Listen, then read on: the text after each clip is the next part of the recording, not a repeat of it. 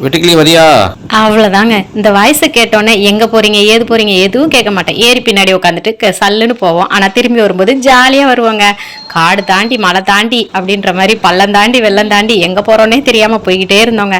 சடனாக சென்னை கிளைமேட்டை இது சென்னையாக கொடைக்கானலான்ற ஃபீல் பண்ணுற மாதிரி நல்ல மலைச்சார பெய்ய ஆரம்பிச்சது. அப்படியே கொஞ்சம் ட்ராவல் பண்ணிட்டு போனோம்னா இந்த காருக்குள்ளே இருக்கும்போது ஒரு ஸ்மெல்லு ஐயோ பிடிக்கவே பிடிக்காதுங்க. வாமிட் வர மாதிரி இருக்கும். உங்களுக்கு யாருக்கெல்லாம் அந்த மாதிரி ஃபீலிங்ஸ் இருக்குன்னு கண்டிப்பாக சொல்லுங்கள்.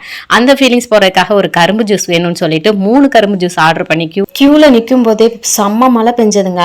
சென்னையில் இந்த டைமில் எதுக்கு இவ்வளோ மழை பெய்யுது அப்படின்னு நினச்சிட்டு இருக்கும்போதே அந்த அண்ணன் 3 கிளாஸ் கரும்பு ஜூஸ் ஊற்றிட்டாங்க.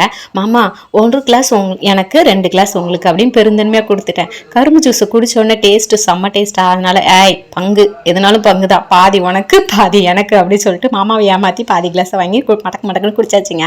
அப்புறம் பார்த்தா பாப்கார்ன் வாசனை செம்ம வாசனையாக இருந்துச்சு. சரி எவ்வளோன்னு கேட்டால் 10 ரூபா தானே. பாப்கார்னை வாங்கிட்டு அந்த சரவணா ஸ்டோர் முன்னாடி ஒரு அண்ணன் வந்துட்டு ரொம்ப ஃபாஸ்ட்டாக மெஹந்தி போடுவாங்க.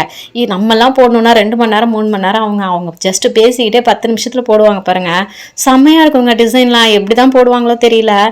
அவங்களுக்கு அவ்வளோ பழக்கம் இருக்கும். அப்புறம் இந்த ஆன்லைனில் கோகோ பித்து வந்து 100 ரூபா 200 ரூபான்னு பேக் இருக்கும். அங்கே வெறும் 30 ரூபா தாங்க போட்டாங்க. அப்படியே மலையில் நனைஞ்சிக்கிட்டே ஜாலியாக வீட்டுக்கு வந்தா நம்ம டாமி குட்டி எங்கே இவ்வளோ நேரம் போயிட்டு மலையில் நனைஞ்சிட்டு வரீங்க போங்க போங்கன்னா பூச்சி குட்டி அப்படியே எங்களை கண்டுக்கவே இல்லை. அவன் பாட்டுக்கு மலாந்து தூங்கிட்டு இருந்தான்.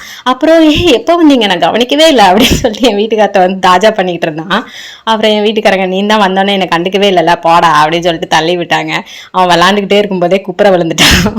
பிளான் பண்ணி போகிற ட்ரிப்பை விட பிளான் இல்லாமல் நீங்கள் சில இடம் போவீங்க, அது ரொம்ப மெமரபுளாக இருக்கும். அப்படி தோசை ஊற்றி மீன் குழம்பு வச்சு சாப்பிட்டுட்டு கும்கி 2 படம் பார்த்தோம். டிவியில் படம் பார்த்துட்டு அப்படியே நான் புஜ்ஜி வீட்டுக்காரங்க டாமி வெளியில் தான் தூங்குவான். தூங்கியாச்சு. இந்த நாள் இனிய நாளாக முடிஞ்சது. வீடியோ பிடிச்சிருந்தா லைக் அண்ட் சப்ஸ்கிரைப் பண்ணிடுங்க. டாடா.